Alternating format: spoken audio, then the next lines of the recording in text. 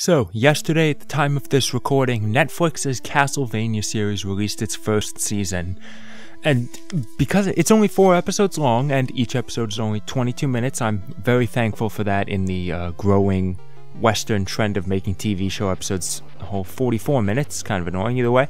It's short, I decided I'd watch it nice and quick and do a video on it. Now, I'm not going to say I'm the biggest fan of Castlevania. At this point, I've only beaten 3 games for Rondo of Blood and Portrait of Ruin, but I do like the series quite a bit, so I was initially curious about the series. Then, as the trailers started releasing, I got more and more excited, because it looked like, hey, this is going to be awesome. Alright, so the first episode starts off with Lisa showing up to Dracula's castle, and she doesn't know that he's a vampire. I understand Castlevania 3 takes place early on in the chronology, but it's not first, which, first off, why did they make 3 the game they adapt instead of, like, I don't remember which one it was. One of the PS2 games, I think, is technically chronologically first. I don't know why they did 3 instead of that first. But, you know, Dracula's been around at least a little bit. Does she really not know that? She really doesn't know that this guy's a vampire. She just shows up looking for knowledge about science, because it takes place in the 1400s. And, you know, the name Lisa sounds familiar to anyone who's played Symphony of the Night. And, yeah, actually, there's a couple bits of chronology here, story that are taken from Symphony of the Night, and you know, that's fine. It sort of ties the games together better. You know, the presence of Lisa, her marriage to Dracula, and her burning at the stake for it. You know, that sort of was to be expected with the fact that Alucard is present, and just, you know, anyone. As we all probably guessed, Alucard is using his Symphony of the Night design here instead of his actual Castlevania 3 design. So the show starts off on a good note, you know. The animation, it's not, I wouldn't say the animation itself is very good, but I love the shading and, like, the dark colors, the lighting. I think it looks great. It's just not exactly great animation. And again, on that technical side, the voice acting is pretty good. I won't say it's great, but I like the voices that they picked for each of the characters. So basically, I can say the show starts off on a very high note, you know, following Dracula as he meets Lisa. He sort of takes her advice on, like, traveling the world as a human, and then him coming back and learning that the church has burned her, and he declares his vengeance on the human race as a whole. It's very good. It is all really good stuff. I liked it a lot. And that is until Trevor shows up. You know, that should have been good. You know, how does a Belmont get introduced? Is it going to be like Rondo of Blood, where Richter shows up at this town under attack and he just kicks fucking ass? Or basically similar introduction Gabriel got in Lords of Shadow? No, Trevor's introduction is him drinking in a bar. And the scene does not start off very well, because we follow 2 guys talking for way too long about someone else that fucked a goat. It's not necessary in the slightest. It does not push anything forward. It is not referenced again. It's just a conversation that we follow for entirely too long. And it hits the first major issue of the show. The characters swear a lot, and it is really off-putting and distracting. Like, it is entirely too much. As it was starting with the whole Dracula section taking up most of the first episode, I thought, like, the maturity of the show was at a good point, you know? There's violence, blood, dismemberment, organs, but that's the kind of thing I expect from this. That's fine. Swearing a lot? No, I don't like that in Castlevania.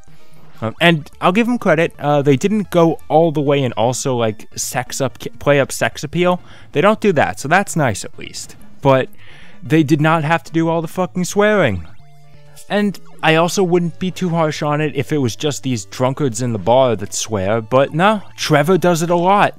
Not just in this episode, but in the next 2. Not so much in the 4th. I don't think there's, like, any swearing in the 4th episode, though, and that's actually very refreshing. So that's like a first big issue of the show. I don't like Trevor. I don't like what they did with Trevor. I admit I'm not overly familiar with him. I never played Curse of Darkness? Yeah, Curse of Darkness, that featured him. I've just played Castlevania 3 with him and his appearance in Judgment. But I always just figured Trevor was sort of just a good guy, you know? He didn't have to be like a Messiah Superman type, but I just figured he was generally a decent person. This show does not portray him as such. He's an asshole. There is no other way around it. You know, he is drinking in a bar, he is yelling at people, getting into fights. As he wanders into a town that is under attack by Dracula's forces, he just basically says, I don't care. I don't care about you people, until some point later on where he just suddenly does care, and I admit I really don't understand where the turning point was. But it's a very unlikable place to put such a, like, esteemed group, family, an esteemed bloodline. And our introduction is he's an asshole. And I get part of it, you know, the whole family was excommunicated by the church and, like, you know, sent away because people feared their power. Okay, I get him being a little distrusting of the church for that, but he just doesn't like people at all, and that is... No, come on. Come on. I read on Wikipedia that he's a bit rude in Curse of Darkness, but I don't think it got this bad. So, one of our big characters is a jerk, and I don't like him, and that's kind of an issue. I like his design. Like, I'll say that they adapted the designs into the series incredibly well. I love the way everyone looks, for the most part. Cypher's a little weird, but they all look great. I really like Trevor's fur coat, like fur-lined coat. I think it looks great. Okay, so yeah, the violence early on, that was like, you know, when Dracula's first showing off his power, sending in demons to rip apart people. That kind of violence was fine, you know. I expect that kind of gore from, like, you know, involving Dracula's minions, but when Trevor sees, like, a bishop, or at least someone, no, not a bishop, but, like, church officials terrorizing an old man, okay, he stands up for him, I'm fine with that. And I guess I was sort of okay with him whipping off, like, one of the guy's fingers, you know, who pulled out a knife. It's a little much, but it was okay. And then he whips off the guy's finger. Like, sorry, I just said that. He whips out the other guy's eyeball.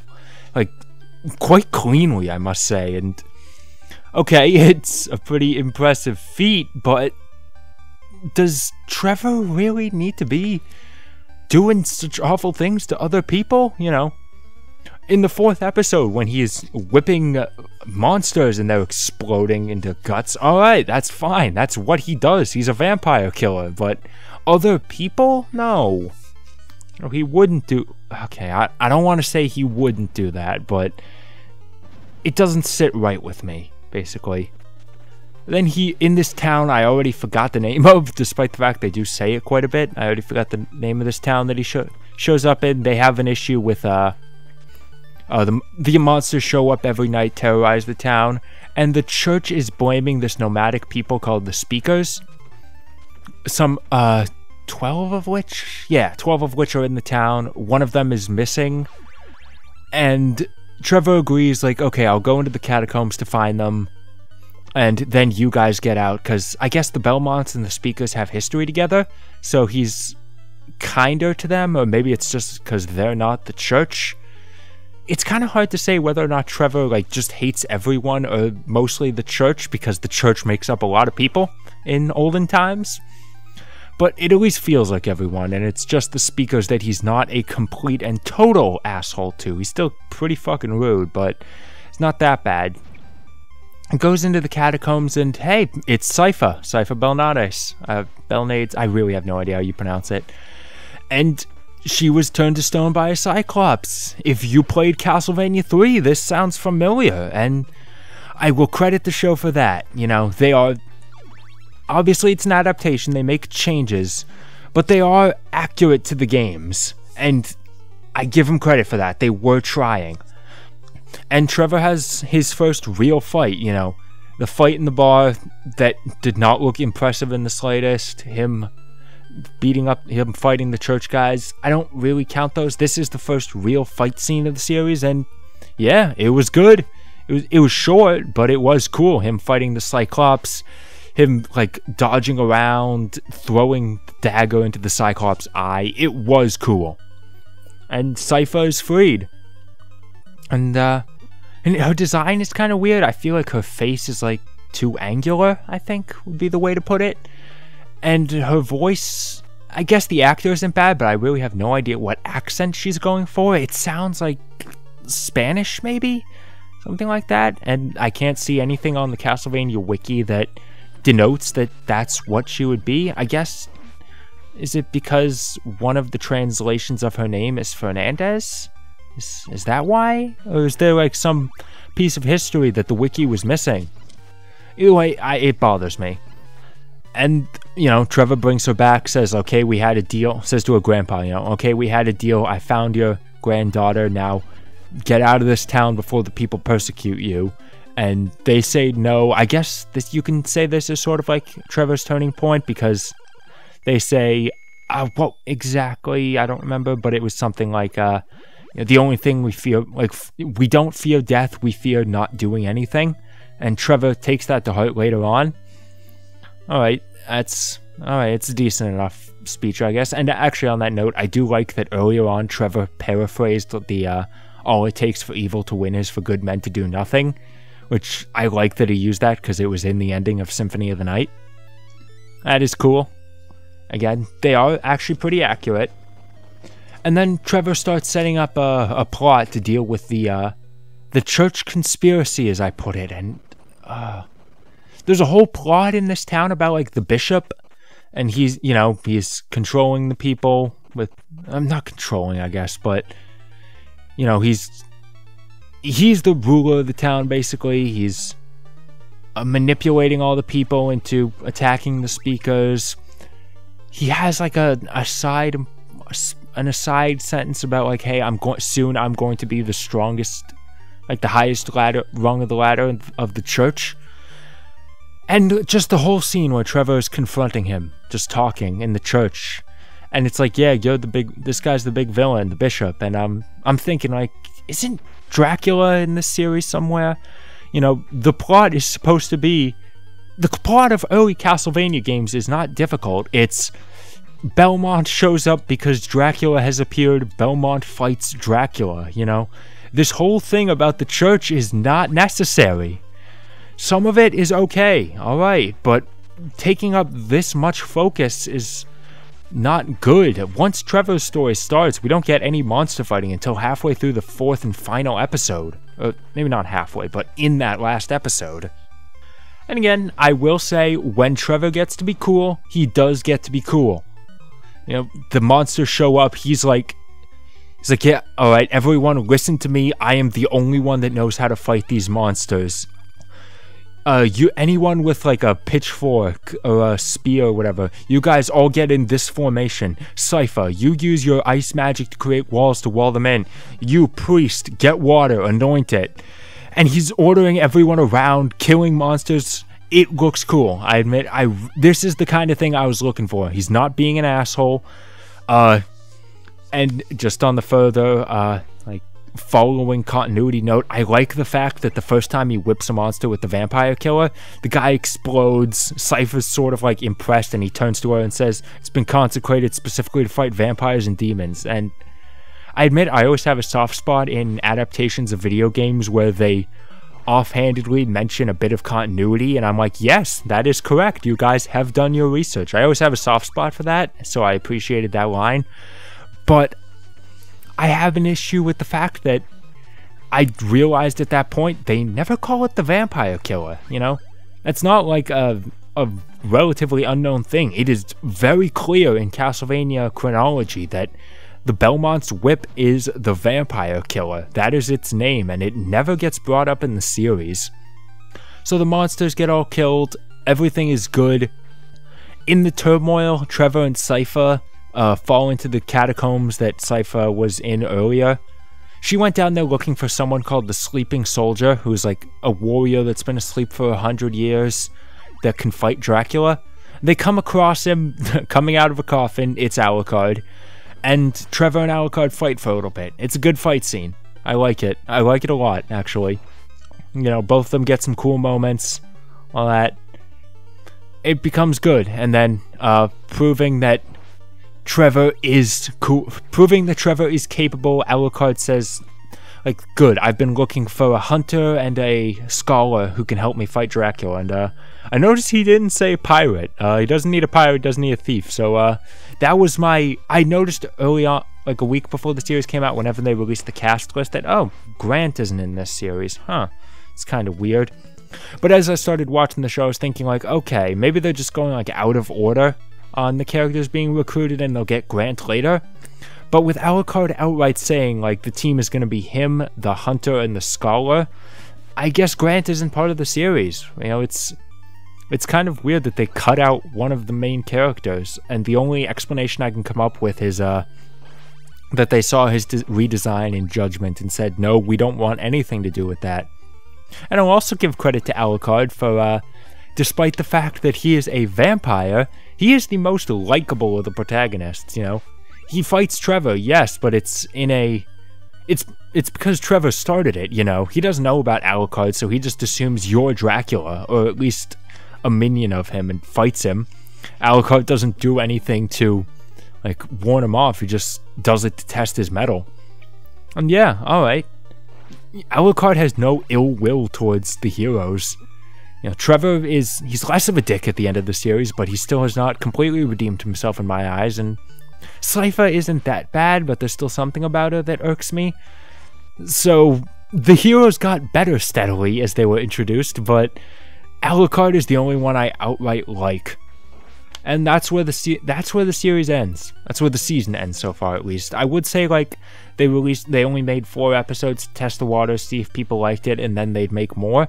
Except for the fact that they announced 8-episode season 2 the day that this season released. So, I guess they were confident it was going to be good. But when I was watching the series on Friday, it only had a 3-star ranking, which I guess isn't bad, but it's not exactly high praise either, so I guess I'm sure season 2 will happen, but I wouldn't be surprised if that's all we get. Also, I wouldn't be surprised if okay, nah. At the pace they're going, they couldn't wrap it up in a second season.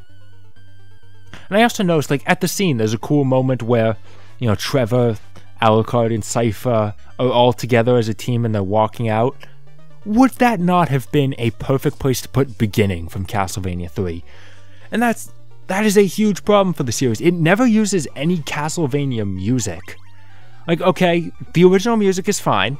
I think it's alright, but, like, during the intro that only plays during episode 1, come on, you just use music that sounds like the opening to Daredevil, but no, Castlevania has one of the most lauded soundtracks in gaming history, and you didn't use anything? I'm not expecting, like, all Castlevania music, but Beginning, at least, Trevor's theme, I was expecting that. No, can't even give us that at the ending when it would have been a perfect moment for it. And that's the show. I don't want to say I disliked it, because on the whole it wasn't bad. And I said it earlier, I will give the, I guess the writers, and whatever development staff was involved in it, I'll give them credit for this. They were knowledgeable about Castlevania, and they really were trying. I will give them credit for that. That is a huge improvement over stuff like in the 80s where, you know, you just knew, oh, television executives just made it to make a quick buck. They don't know anything about the series. They don't care. You know, compare Trevor in this series to Simon from Captain N. It's clear that they had more respect for the series here. I'll give them credit for that. It's just, in the transition from NES game to television series, they did have to make adaptations. Perfectly comfortable with that. I just think they made bad choices. There were other things they did not have to make. I'm sorry that this is a huge sticking point for me, but it really bothers me that Trevor is a dick. I really hated it. I think if they did season 2, well, not if, when they do season 2, if they don't have any, like, at least if they're gonna swear, only do a tiny bit of it. They do that, if they make Trevor a likable person, then I have no doubt Castlevania 2, I'm misspeaking all the time. I have no doubt that Season 2 will be better. but as it stands right now, I'm not really impressed. It's probably in the upper echelon of video game TV series, just because that's such a low bar to set, but I still prefer stuff like Sonic Boom or the Ruby Spears Mega Man cartoon. You know, I said I have compliments to the show. I already said the original music is good. I like the art style. The voice acting is good. Directing isn't great.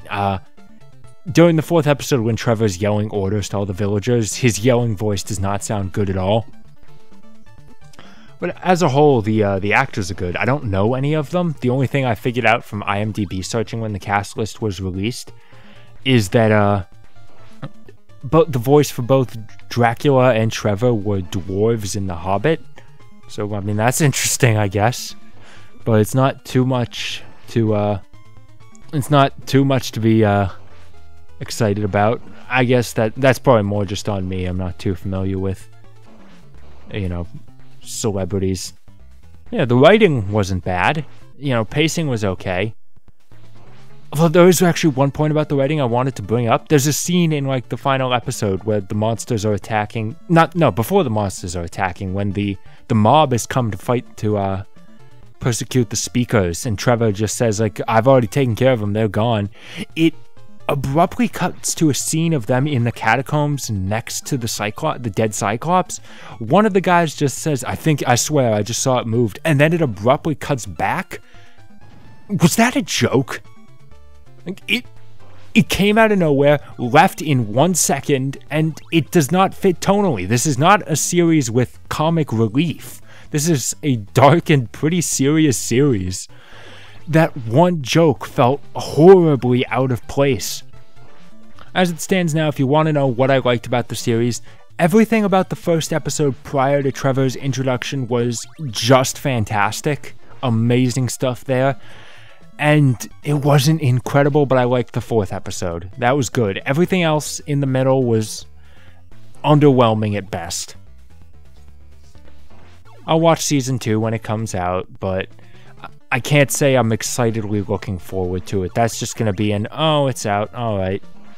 When's the next season of BoJack again?